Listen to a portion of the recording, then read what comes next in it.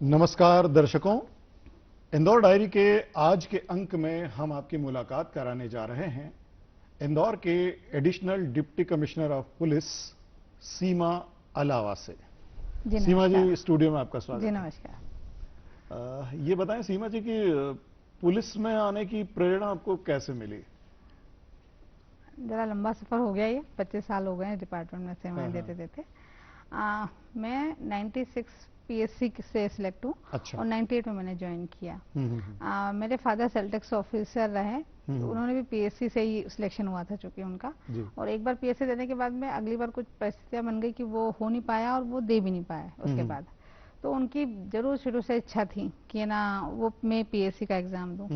तो 9th 10th में जब खेलने की उम्र थी तभी से उन्होंने मेरे दिमाग में डाल दिया था कि अपने को पीएससी क्रैक करनी है। तो इवन मेरे पीएससी के सब्जेक्ट मैं 10th में पढ़ती थी तब मैं डिसाइड कर चुकी थी। अच्छा। लोग आजकल ग्रेजुएशन पीजी के बाद सोचते हैं कि हमको कंपटीशन की तैयारी करनी है। लेकिन चूंकि उनका ओरिएंटेशन था, उन्होंने एक एम दे दिया था, मुझे भी लगता था पापा ने कहा तो ठीक है अपन यही कर लेंगे। तो फिर यही किया और इसी का नतीजा था कि मैं है ना अपने पहले अटेम्प्ट में ही मैं है ना डीएसपी सिलेक्ट हुई।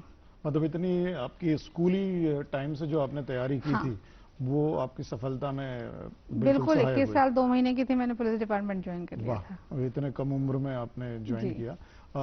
ये कह सकते हैं कि आपने अपने पिता का सपना पूरा किया।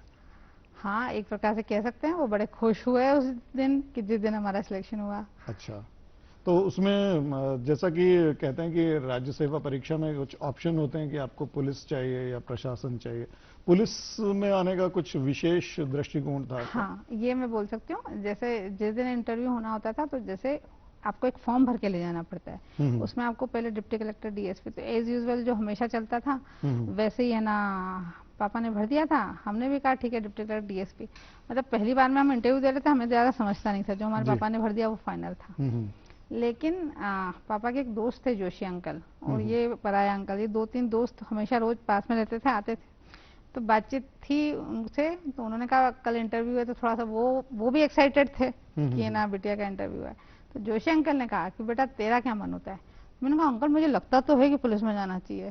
तो बस नीचे से वो उठा के ऊपर भर दिया गया डीएसपी और हम डीएसपी हो गए। अरे वाह, तो आपको आपका मनचाहा जॉब मिल गया। जी बिल्कुल, में पाना चाहती थी, पुलिस मिल गई।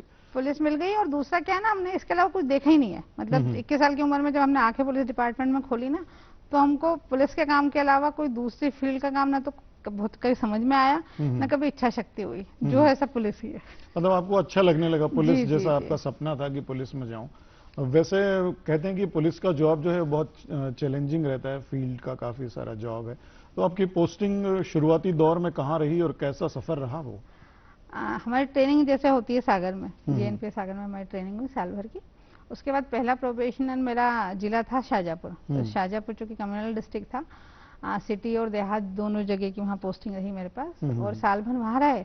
उसके बाद फिर पहली पोस्टिंग बटालियन में कुछ दिन, मतलब आपकी प्रोबेशन होने के बाद में आपको पहले कहीं बटालियन में भेजते हैं ऑफिस का काम सिखाने के पर्पज से। तो 3 महीने में यहाँ इंदौर में ही 15 बटालियन में एजुडेंट रही। अच्छा। जहाँ पूरा मैंने एस्टेब्लिशमेंट वगैरह सीखा। 3 महीने बाद फिर एसडीओ पे मंडलेश्वर पोस्टिंग हुई, पहली इंडिपेंडेंट पोस्टिंग।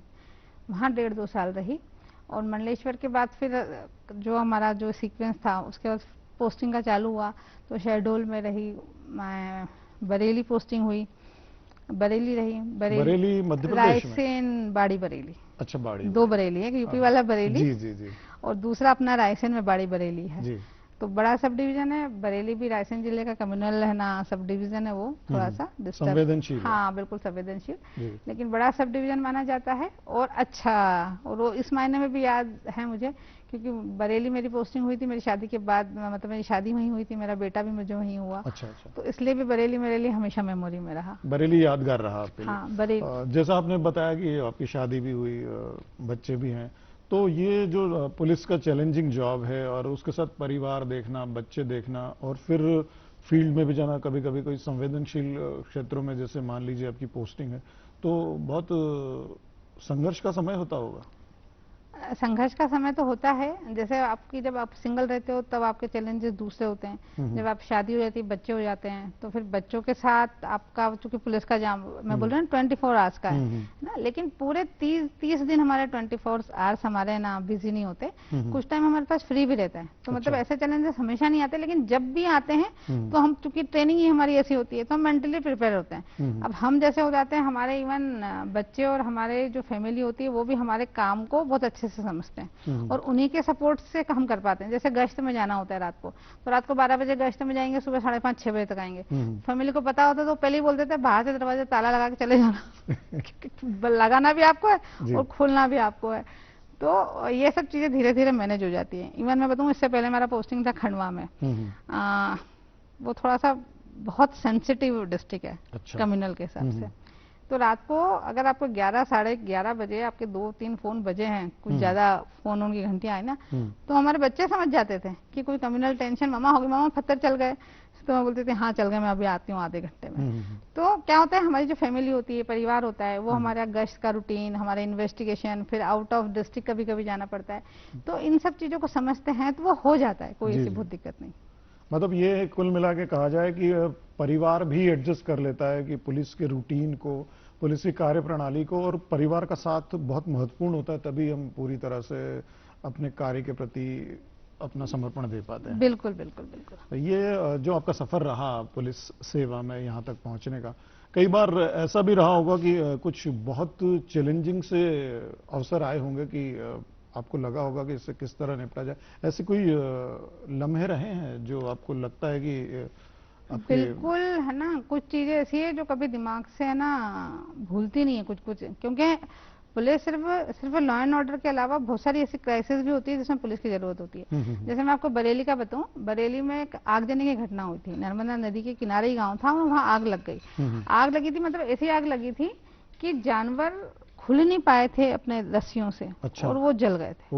मतलब इतनी भयंकर आगजनी। हम 3 दिन उस गाँव में रहे, 3 दिन गांव में रहे, सब कुछ हुआ, भगवान की कृपा थी कि ना जनहानि नहीं हुई थी, है ना। लेकिन वो कभी नहीं भूलती कि उसमें लोगों को है ना रिहेबिलिटेशन, उनका तुरंत की तुरंत उनको कपड़े, खाना, ये सब सुविधाएं देना, आग बुझाना। चूंकि गांव था और पहले इतना है ना सुविधाएं भी नहीं थी। ये मैं आपको बात बता रही हूँ 2004 की, है ना। तो वो कभी नहीं भूलती। इवन आपका झावा का मैं पेटलावत ब्लास्ट नहीं भूलती। वो अच्छा, उस दौरान आप? हाँ, मैं एक्चुअली वहीं एसपी के चार्ज में थी। हमारे एसपी सब ट्रेनिंग पे गए हुए थे और मैं भी हॉट स्प्रिंग से 2 दिन पहले ही मैं आई थी और ये ब्लास्ट हुआ। इसमें 90 से ऊपर कैजुअलिटी हुई थी और 250 से ऊपर लोग घायल थे। वो बहुत बड़ा इंसिडेंट है मेरे जीवन का। तो वो चूंकि उसको भी डील किया था, तो वो भी कभी भूलती नहीं मैं कि है ना कुछ ऐसे। फिर आपका बैतूल में जब पोस्टिंग था, बैतूल में मैं रही 4 साल। मेरी बिटिया का जन्म वहीं हुआ था। तो बैतूल में भी जो कम्युनल डिस्ट्रिक्ट था, वहाँ बाढ़ बहुत आ जाती थी। अच्छा। तो वो वाला, वो जगह, वो चीज, वो सीन भी याद है। तो ऐसी जो क्राइसिस है ना, वो कभी कभी दिमाग से निकलती नहीं ना। अब जैसे ट्राइबल डिस्ट्रिक्ट आपका झावा लिराजपुर में एज एडिशनल से मेरी पोस्टिंग हुई। तो जब एडिशनल से वहाँ पोस्टिंग थी तो ट्राइबल डिस्ट्रिक्ट था, तो जनरली आपने मर्डर्स देखे होंगे ऐसे, है ना। लेकिन एक गाँव में ऐसा हुआ था कि ट्रिपल मर्डर हुए थे। 3 लोगों की हत्याएं हुई और हत्या भी इतनी ब्रूटली मारा था उनको कि तीनों की गर्दन अलग कर दी थी। तो कुछ ऐसे सीन्स लाइफ में इंसिडेंट होते हैं जो आपको भूले नहीं भूलते। ऐसे ही है ना, अलीराजपुर का एक मुझे वो भी आता था जहाँ चाइल्ड ट्रैफिकिंग होती थी। वो हमने एक केस रेस्क्यू किया था उसको। उसमें बस ये था कि ना छोटे बच्चे जो होते थे उनको हॉस्पिटल से चुरा के भेज दिया जाता था। ऐसी महिलाएं थी जो कि अपना प्रेग्नेंट हो गई हैं, उनकी शादी नहीं हुई है, तो सोशली उनको थोड़ा सा दिक्कत है। तो ऐसे बच्चों की जो डिलीवरी होती थी वो वो हमने पूरा एक है ना, तो उसमें गोद दे देते थे वो बच्चों को। तो जिनको गोद दे दिया था इलीगल था, तो वो हमने उन बच्चों को 3 साल के 2.5 साल के ऐसे बच्चे रेस्क्यू किए थे।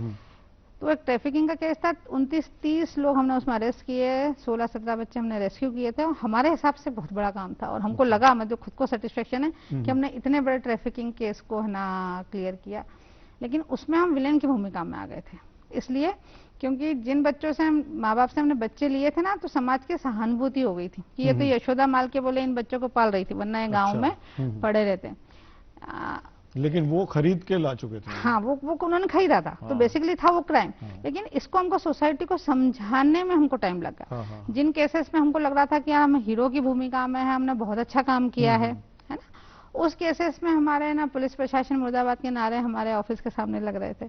तो कभी कभी ऐसी कुछ अच्छा करने के बाद भी और सिचुएशन का सामना करना पड़ जाता है। तो ये कई बार ऐसा हो जाता है कि जन सामान्य की निगाह में तो जो चीजें अच्छी होती लेकिन कानूनन रूप से वो गलत होती है। बिल्कुल, तो इसमें आपको समझाने में पब्लिक को बहुत बिल्कुल। मशक्कत जब करनी ये पड़ती है। हुआ उसके बाद हमको ये लगा कि सोसाइटी को ये समझाना पड़ेगा कि ये क्राइम है ना। मतलब बच्चा गोद लेने की एक प्रोसेस होती है कारा के तहत। आप ऐसे बच्चा ले सकते हो। आपको अगर बच्चा, आपको अपना खुद का बच्चा नहीं रखना है, अगर आपने डिलीवर कर दिया है उसको, आपको बच्चा नहीं रखना है, तो महिला बाल विकास के है ना झूले लगे होते हैं हॉस्पिटल में, आप बच्चे वहाँ छोड़ सकती हैं, कोई समस्या। ये प्रोसेस है।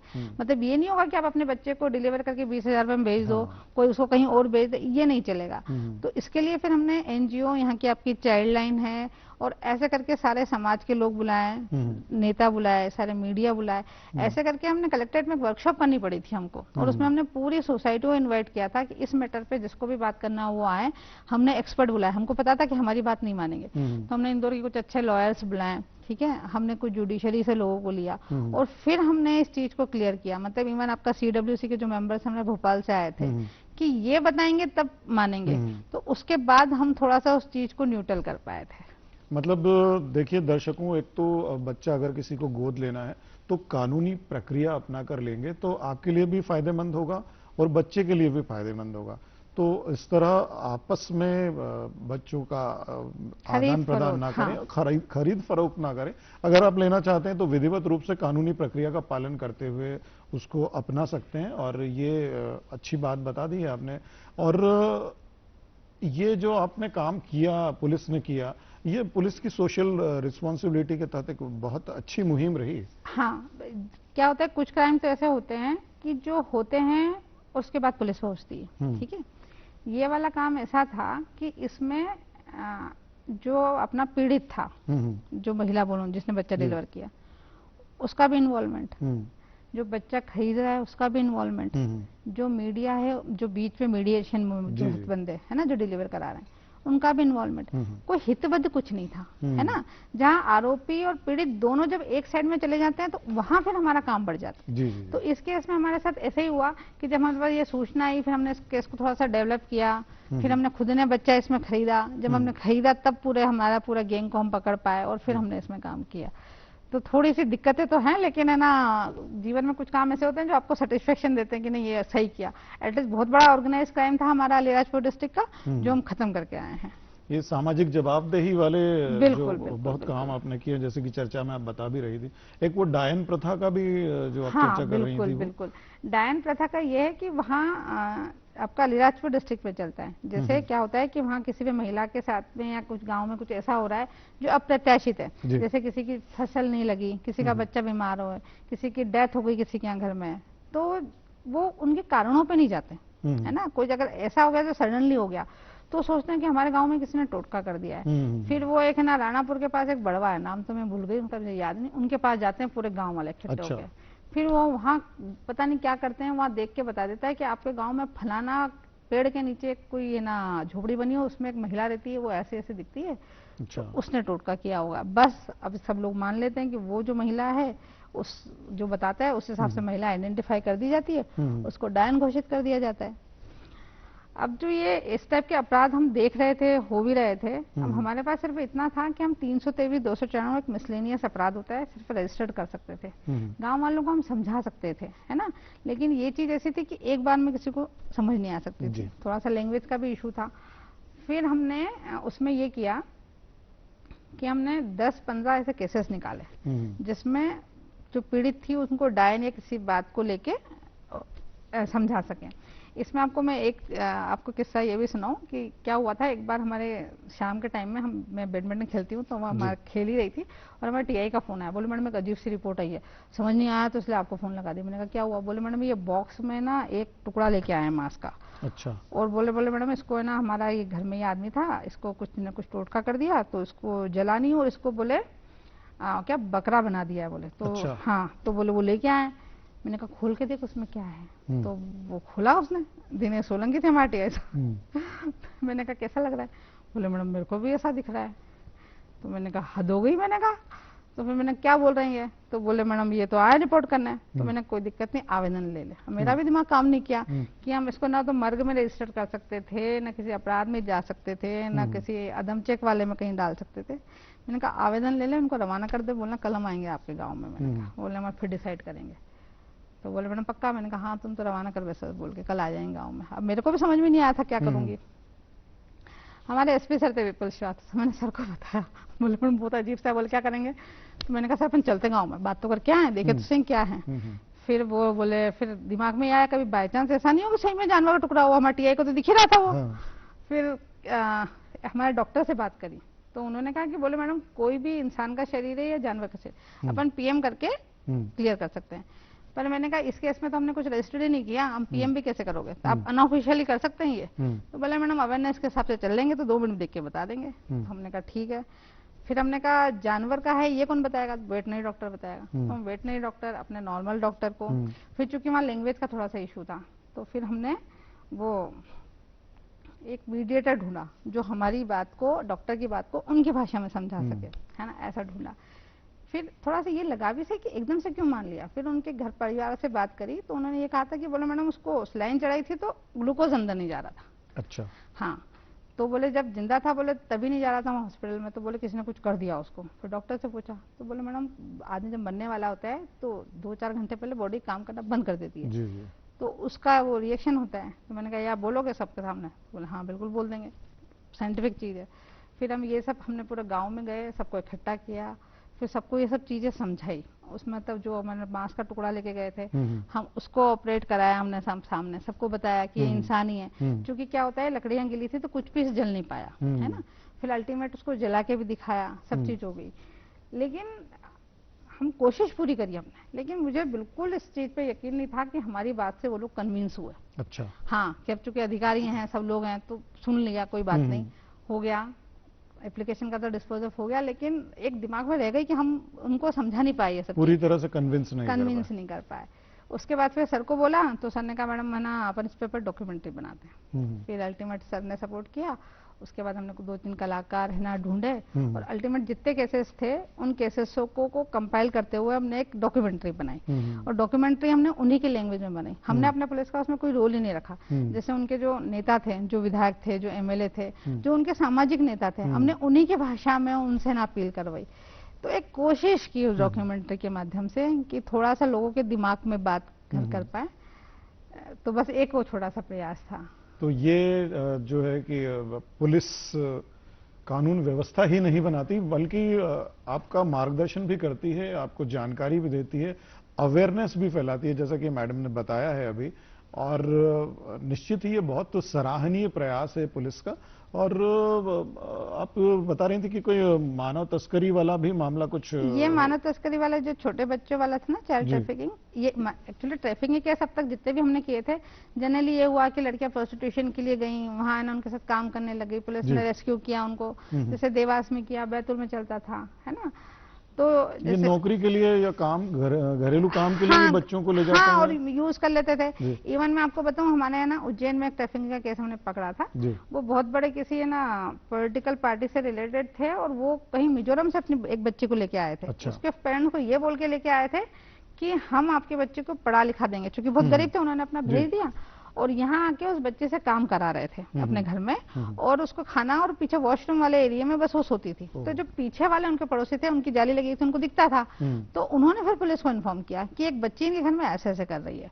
तो फिर पुलिस ने जाके उस बच्चे को रेस्क्यू किया, बातचीत करी। तो चूंकि वो उस बच्ची के माँ बाप को ये बोल के लेके आए थे हम इसका जीवन बना देंगे, भविष्य बना देंगे, इस उम्मीद में उन्होंने भेज दिया। तो बेसिकली किसी को भी आप कोई ऐसे बहकावे में लाके किसी 18 साल से कम उम्र के बच्चे को लेके आओगे और उसके साथ हाँ, तो वो ट्रैफिकिंग का हिस्सा होगा।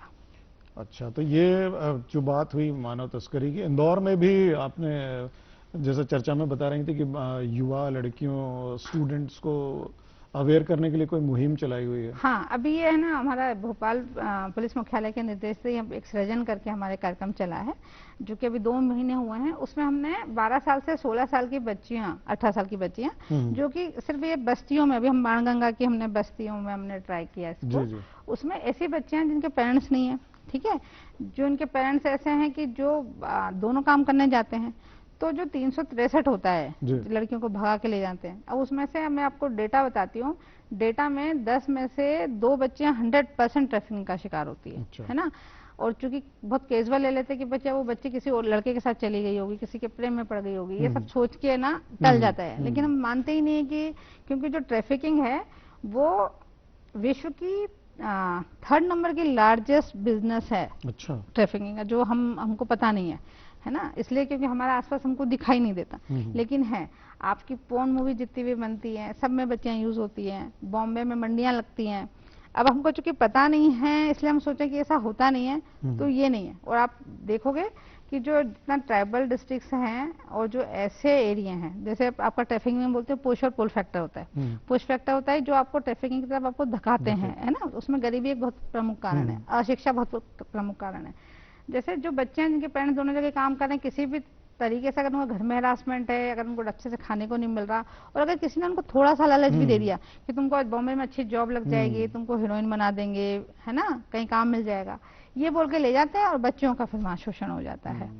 तो ये सब चीजें देखते हुए हमने ये कोशिश की है कि 12 साल से 18 साल की बच्चों की मैपिंग हो जाए, जिसमें हमने 2300 बच्चे हमने मैपिंग कर ली है। अच्छा। जो किसी न किसी पुलिस दीदी से जुड़ी हुई हैं व्हाट्सएप ग्रुप के माध्यम से।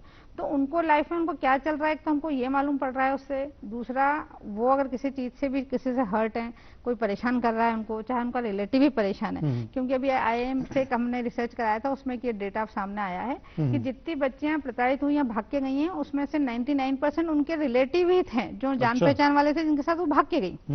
तो इसी बात को नजर रखते हुए हमने ये उसमें लिया है, और हम इनके अवेयरनेस का काम कर रहे हैं, और यदि कुछ प्रॉब्लम होगा तो उसको सॉर्ट आउट करने की कोशिश कर रहे हैं।